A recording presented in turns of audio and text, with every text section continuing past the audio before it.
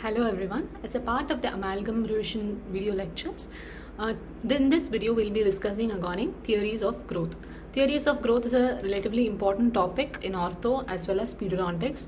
There are a few questions that has been asked in the past year exams. So let us discuss very briefly regarding the very important points that you need to know in each theories of growth. So firstly, genetic theory was the first theory that was one of the earliest theory that was proposed. So this states that the growth, whatever is seen in maxillofacial region, is purely genetic. Whatever happens is predetermined and pre-planned. So which means that you cannot intervene or stop or intercept the growth. So but this is proven wrong because growth, craniofacial growth can be intercepted and channelized in a different way. So this theory was disregarded. This is the earliest theory. Next theory was proposed by Sicker. Please remember the name of the proponent of the theory. It's sometimes asked as a match or sometimes as a MCQ. So procedural theory was proposed by Sicker. He believed that the craniofacial growth occurs along the sutures. You can see the sutures. So what they found that when the sutures were implanted at the different site, they did not have any innate growth potential and they did not grow. And growth at the sutures responded to outside influence, for example, a hydrocephaly. So these are all the features of a growth site and it is not a feature of a growth center. Growth center is not influenced by the external stimulus and has innate growth potential. So these features were not there in sutures. So sutures were not considered to be a growth center or a mechanism in which growth is initiated. So why hydrocephalus? When the brain content, the content in the brain vault is increased, as in case of hydrocephalus, where there is a blockage in the drainage of CSF, say CSF gets collected in the brain, so the brain volume increases.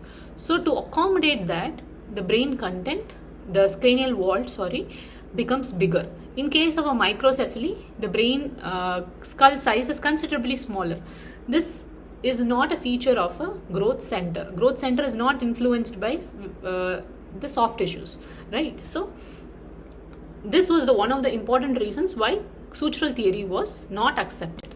Next theory was cartilaginous theory. This was proposed by James Scott. Please remember the author who proposed the theory. So they told that growth controlling factors were present in the cartilage and the periosteum, just like your epiphysis. Epiphysis is a growth center. It is one of the important factors that helps in the growth of the long bones. They said that mandible is also like a long bone, just a bent long bone, just like a diaphysis with epiphysis on both the ends. But this theory was not accepted. However, this theory was very popular, and for a long time it was thought that it was the cartilage that plays a long important role in the initiation of growth in mandible. But it was proved that the condylar cartilage is a secondary cartilage. It has influences from the environment. It does not have an innate growth potential. And when implanted outside, the condylar cartilage did not show growth. So they concluded that in the mandibular growth is not influenced by the condyle. So mandible per se does not have a growth center. It has only growth site. Mandibular condyle is a very active growth site, but it is not a growth center. There are few MCQs in which they ask about growth center and growth sites. You should know mandibular bone does not have a growth center. However, certain theories suggest that nasal septum could be a growth center of the maxilla. However, this theory was not accepted due to the fact that they could not prove the growth of the mandible. So the next theory that was proposed was the functional matrix theory, very popular theory. It was proposed by Melvin Moss. You should remember the name Melvin Moss, and it was inspired by there was a theory called as a functional cranial component proposed by van der Klaauw. So functional matrix theory was proposed by Melvin Moss, which was inspired by van der Klaauw's functional cranial component theory. So to be very crisp about this theory, this Melvin Moss suggested that the cranial bones or the maxillofacial bones are influenced by the soft tissues. The growth of the soft tissue is what dictates the growth of the bones. That is all this theory is about. So there are two types of things in this functional matrix theory. One is the functional cranial components. Functional cranial components can be two. One is the skeletal unit, next is the functional unit. So skeletal units is the bony part, functional matrix is the soft tissue part, that's all. So the skeletal units comprise of all the bones, all skeletal tissue associated with the maxillofacial region, bones, cartilage, tendons. So they can be classified as microskeletal unit and macroskeletal unit. Microskeletal unit is small components of bones comprising a bigger bone. For example, mandible is a big bone, but mandible has components like coronoid, condyle and ramus. So this coronoid, condyle and body of the mandible is called as a microskeletal unit. The whole skeleton or the mandible or the maxilla is called as a macroskeletal unit. So next is the functional matrix. All the organs, soft tissues that are present in the maxillofacial region is a functional matrix. Example, muscles, glands, nerves, vessels, everything is a functional matrix. So to give you an example for better understanding, the orbit of the eye is the skeletal component. Orbit of the eye has the maxillary component, orbital floor, lateral wall, everything. So those things are the microskeletal unit. The orbit on the whole is a macroskeletal unit, and this orbit is the skeletal component. The eyeball, the tendons, the muscles, extraocular muscles, everything is a functional matrix. So if there is no eye, there won't be an orbit. The orbit will be the size of the eye. So it is the eye that dictates the size of the orbit. So functional matrix dictates the size of the skeletal unit. So functional matrix can be further divided into periosteal matrix and capsular matrix. Let's see what they are. You need to understand these terms because they might ask you like which of the following is a functional matrix, which of the following is a periosteal matrix. They might give you examples. So you need to understand these terms to better answer those questions. So what is a periosteal matrix? Periosteal matrix act directly and actively upon the skeletal units and they change the size and shape. For example, the best example is a tooth. Your tooth is there, the socket will be the shape of the tooth root, not the tooth root will be in the shape of the socket. It's the vice versa. So when you remove the tooth, the functional skeletal unit, that is the alveolar bone, goes away.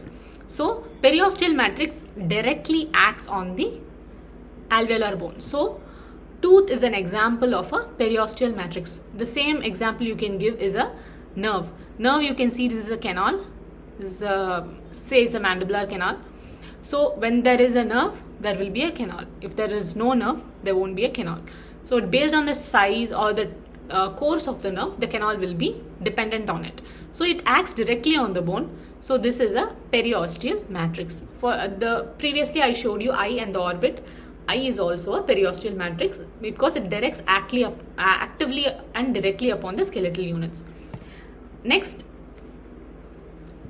is the capsular matrix. Capsular matrix indirectly or passively acts on their related skeletal units, producing secondary compensatory transition in space. For example, the fascia. You can see the facial muscles and the fascia acts as a component and secondarily help in the development of the face. So this is called as a capsular matrix. Capsular matrix, in the whole you can remember anything that has a fascia and forms like a capsule around the bone. The face is a capsule over the skull, right? So that is a capsular matrix. So this is the gist of the functional cranial components. To repeat, there is a skeletal unit and there is a functional matrix. There is a microskeletal unit, macroskeletal unit. Functional matrix can be capsular matrix and periosteal matrix. Periosteal matrix acts directly on the microskeletal units, provide active growth or transformation. Capsular matrix acts on the macroskeletal unit and provides passive growth or translation.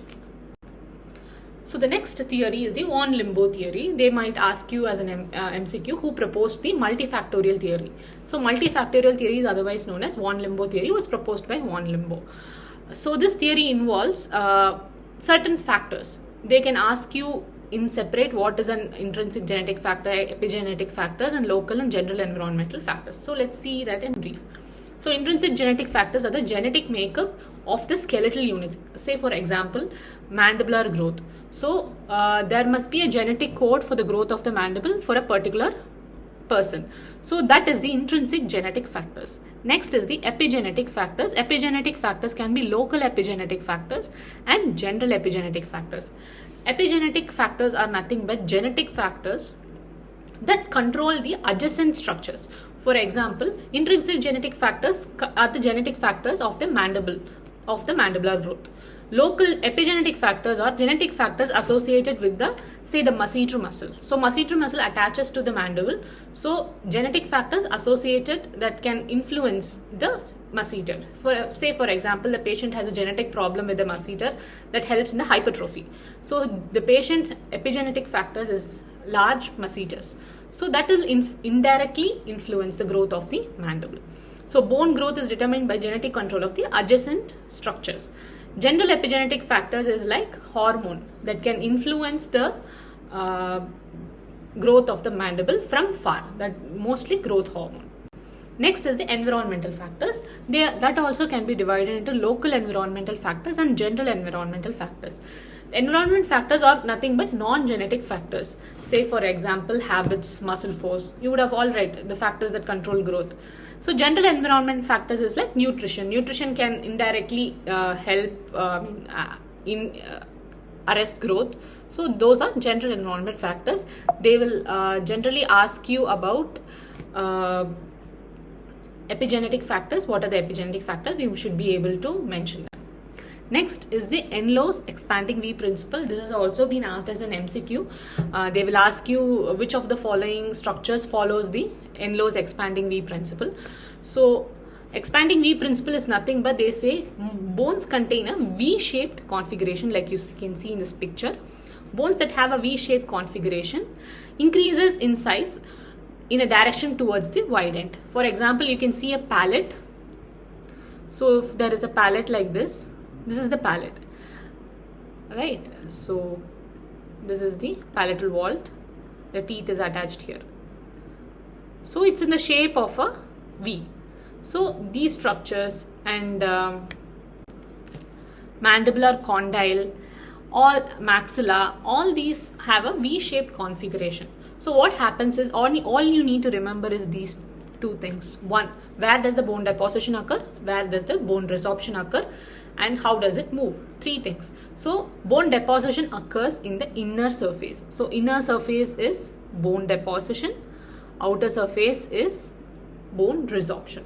So it resorbs and moves towards the wider end.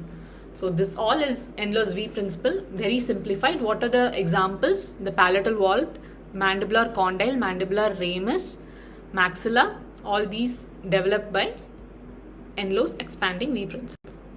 There is one more thing called as Enlow's counterpart principle. MCQs has been asked, in which they ask what is the counterpart of this particular organ.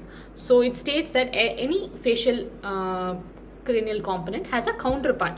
So when the part moves, the counterpart also grows. I'll give you an example. For example, these are the counterparts. Say A and C are counterparts. A is the cranial base, C is the maxilla. So whenever the cranial base grows, maxilla is also taken forward. Say in patient with the cranial synostosis, where there is an early closure of the sutures, the cranial base does not move. In such patients, you will see maxillary deficiency because the maxilla is the counterpart of the cranial base. Also, you will see mandibular deficiency because the mandible is the counterpart of the maxilla. So every cranial bone is a counterpart of the other. So when there is one growth of one structure, the counterpart also grows. If there is a retardation of the main bone, the part which is the counterpart of the structure also retards. So what are the parts and the counterparts? The nasomaxillary complex, that is the zygomatic bones, maxilla and all that. The nasomaxillary complex is related to the anterior cranial base. So there is a patient has a very backward anterior cranial base. The maxilla also will be backward. Next is the horizontal dimension of the pharyngeal space, relates to the middle cranial fossa. The pharyngeal space is like this. The skull is placed over it. So this horizontal dimension is related to the pharyngeal space. Say the person has a very small middle cranial fossa, the horizontal dimension of the pharyngeal space also will be smaller. Next is the middle cranial fossa and the breadth of the ramus. So you can see this is the mandibular, I'm sorry for the bad diagram, this is the mandibular ramus and this is the skull over it. So the middle cranial fossa and the breadth of the ramus will be equal. Then the maxillary and mandibular arches, to coordinate, the maxillary arch and the mandibular arch are counterparts. So if there is a deficiency, the mandible fits into the maxilla. So if the maxilla is small, the mandible also will be small. So to summarize the various theories, genetic theory is the initial theory. Sutural theory was proposed by Sicker, please remember Sicker, and they found that they were not centers of growth, rather they were growth sites. Next was cartilaginous theory was proposed by Scott, and the growth centers are epiphyseal cartilage and synchondrosis of the cranial base, but condyle is a secondary cartilage, it is not a growth center, it is a growth site. Next, functional matrix theory was proposed by Melvin Moss, inspired by the works of Van der Klaauw. They found that the soft tissue matrix is influencing the bone, that is the functional matrix influence the skeletal units. Then multifactorial theory was proposed by Van Limbo. One important theory you need to remember is the epigenetic factors. Epigenetic factors are genetic factors of the surrounding structures. For example, if it's the mandibular growth, it is the genetic factors of the masseter muscle or the tongue, etc. Then regional bone growth can be explained by part and counterpart principle. If there is a part, it has a counterpart which grows along with it. So let's discuss few MCQs regarding these theories. One, who proposed the cartilaginous theory? Like this, few questions are being asked. So please remember the authors. In orthodontics, they are even both in NSET and NEET, they are asking the authors or the scientist's name. So please remember. Cartilaginous theory was proposed by Sicker, Scott, Petrovic and Enlow. Cartilaginous theory was proposed by Scott. Sicker gave the sutural theory, Petrovic gave the cybernetic theory, Enlow gave the expanding V principle and the counterpart theory. Which of the following cartilages does not have intrinsic growth potential? Please read if they have asked not, or if they have just asked has intrinsic growth potential, because your answer can change based on that. So nasal septal cartilage, yes, it has intrinsic growth potential, it is proven to have. Synchondrosis of the cranial base, yes. Epiphyseal cartilage, yes. So condylar cartilage, no, it does not have an intrinsic growth potential because it is a secondary cartilage. Answer is condylar cartilage. This question can also be reframed as which of the following is a secondary cartilage. So the answer will still be condylar cartilage. Other three are primary cartilages. Next question is, the functional matrix theory was inspired by whose idea? The answer is Van der Klaauw. Was proposed by Melvin Moss. If you see functional matrix theory, don't jump to the answer Melvin Moss. Please read the question. It can be asked both ways. Answer is Van der Klaauw. The next is, which of the following is a capsular matrix? Functional matrix can be capsular matrix and periosteal matrix. Periosteal matrix acts locally, capsular matrix acts on the macroskeletal unit. So tooth, it is a periosteal matrix. Temporalis muscle, still a periosteal matrix. Nerve is a periosteal matrix. The orofacial capsule is the answer. It is very simple. The answer is in the capsule only. So the answer is orofacial capsule. So which of the following structures enlarges by Enlow's V principle? Palatal vault, cranial vault, cranial base, orbit. The answer is, of course, palatal vault. Cranial vault is developed by the sutures, cranial base by the synchondrosis, orbit does not have a V-shaped thing, so the answer is palatal.